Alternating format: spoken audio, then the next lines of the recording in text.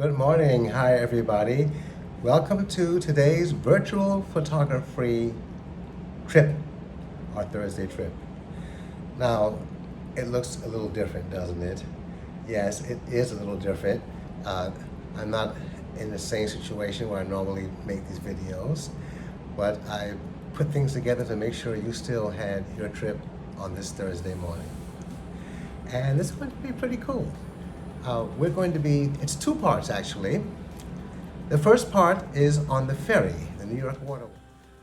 New York City Ferry, operated by Hornblower, provides New Yorkers a dependable way to commute and connect in Manhattan, Brooklyn, Queens, and the Bronx along the East River.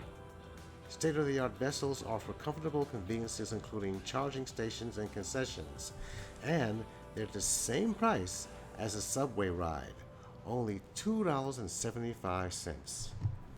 Along its various lines, a person can take the NYC Ferry from Clapham Point in the Bronx, connect in Queens, and continue on through Lower Manhattan all the way out to Rockaway Beach. This is 39th Street on the East River. This is where our journey begins. As you can see here, you can bring bikes, and they do fill up there. And here is us walking onto the boat. This is our boat. It's going to be taking us down the East River. It makes a stop at Williamsburg. And before heading over to Brooklyn, I'm heading over to the Brooklyn Navy Yard. Nice clean interiors, as you see. And here I am here with the mask, as required.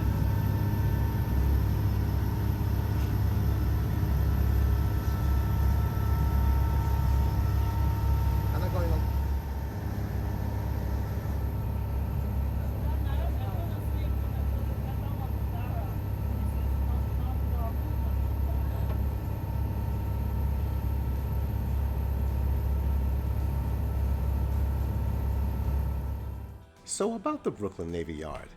It was established in 1801.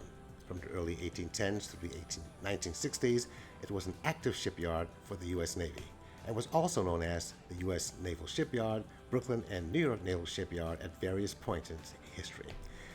Brooklyn Navy Yard produced wooden ships for the U.S. Navy through the 1870s and steel ships after the American Civil War in the 1860s. Brooklyn Navy Yard once echoed with the sounds of hammering and welding as workers built battleships and aircraft carriers on the 300-acre campus bordering the East River. It supplied ships to the U.S. war efforts for many decades, but shifting economic conditions led to a gradual decline and bankruptcy in the 1970s. However, in the 1990s, redevelopment efforts by government and industry began to gather steam. Dock 72, seen in this time-lapse video, shows rebuilding and is located on the northeast corner of Brooklyn Navy Yard.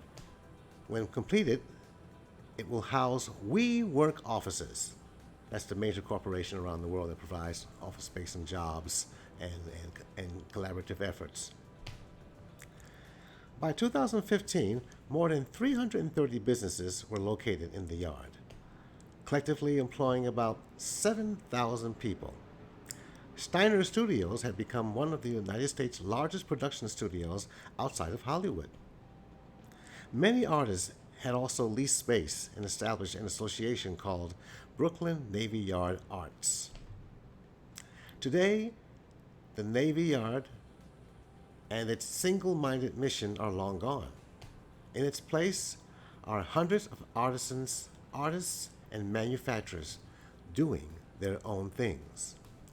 And you can see here, there is a vision for the future. Oh, looks like our boat has arrived. So it's time for us to disembark.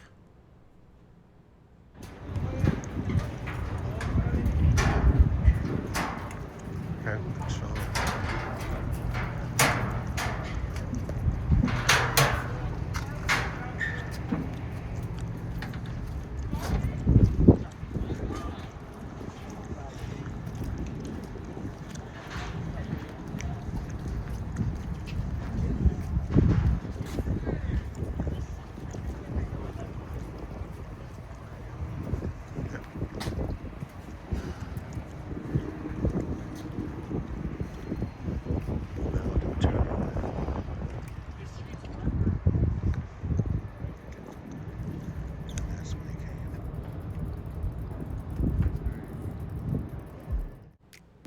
Here's a view of the East River with the Williamsburg Bridge not too far away from the Brooklyn side. And now we are walking along this very pier that was rebuilt, as you saw in the time-lapse video earlier. A brand new building that's housing the WeWork Corporation. Quite a big feather in the cap for this part of Brooklyn. They are a major deal. Walking a little further, we see a lot of the new businesses, many restaurants here, and eateries. Quite a unique thing. Now this is building 120, one of the original older buildings in the distance, and I wanted to get a shot of that tower way up there. I'm not sure what it does. It might be a huge cell tower. Now this is an artist's rendering of the future of this building here, which houses all the food, eateries, and here is the actual as it looks today.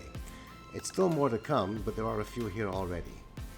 There's a brewery, there are many eateries, a handful actually, more so. Plus also, you know, this is just after as New York City started to reopen in phase 1, so there wasn't much we could see, but there's Transmitter Brewery, there was We Rub You, we just saw that, and really curious to what they have going on inside there. And you get to see a lot of the breweries that are being transmitted by the transmitter. A lot of home brew concoctions here. And here's a huge Bagels and Lox establishment. Can't wait till this one opens back up. Some of the stuff in there looks like it's really delicious. You know, it's not that easy to get good bagels in New York City anymore. You have to go to special places. Even H&H is just barely cutting it. So this is going to be fun. Now this, I took a picture of this is actually the laboratory, a combined men's and ladies room. Well, it's only combined where you wash your hands. The actual facilities are separated, of course.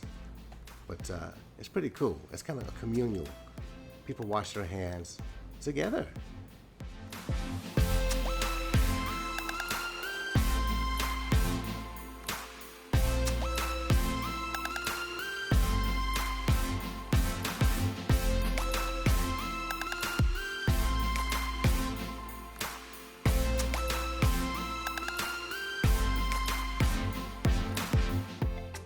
Just before exiting the building out to Flushing Avenue, this artwork caught my eye, and I looked down and I saw that it was a Haitian flag. Well, that would tell me this is Haitian artwork. A beautiful mural is up above this. This was going to be a restaurant and bakery, and it adds some color to this building, I gotta tell you. And this is the outside of the Brooklyn Navy Yard, revamped, as you saw in the artist rendering, a much nicer, more modern look than that brick facade, the red brick facade that was there before. Navy Green is a liquor store right across, a wine store right across the street. Building 92 is a museum that tells the history of the Brooklyn Navy Yard. We've been there before. What is this green building? It's green, and it's pretty.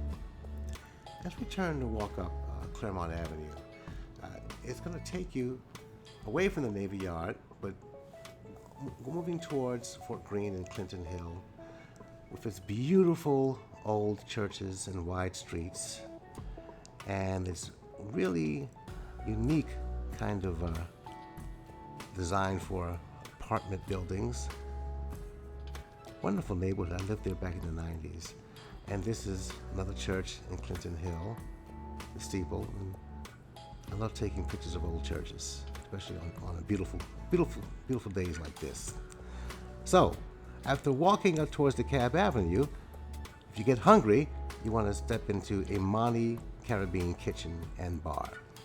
Now, it was still under restriction, but you were allowed to take food and sit out in the seating area, which they had there. And the food is amazing. It's an African chef, and you've never had peas and rice like this. And everything was just fabulous. I highly encourage people to check it out.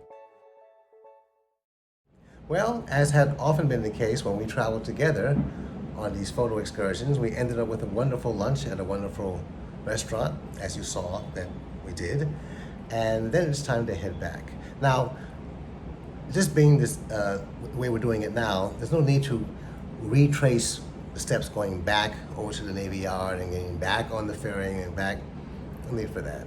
In this case, I just hop down to the subway, hop on the walk down in that area of Brooklyn, Fort Greene, Clinton Hill. You have the Lafayette Avenue has the G train, and then in Fulton you have the A and C train, and then you go a little further down towards downtown Brooklyn, and then you have the Atlantic Avenue Terminal, where you have all the 2, 3, 4, 5 lines that go through there. So many ways to get back from Brooklyn, depending on wherever you're going, and that's what's going to happen. That's what happened here. So at this point, it's all to do is to say thanks for coming along. Hope you really enjoyed the journey. We'll look forward to seeing you next time when we go to Beacon, New York, upstate.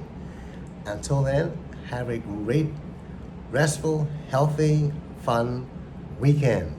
This is Victor Carr saying good day and signing off.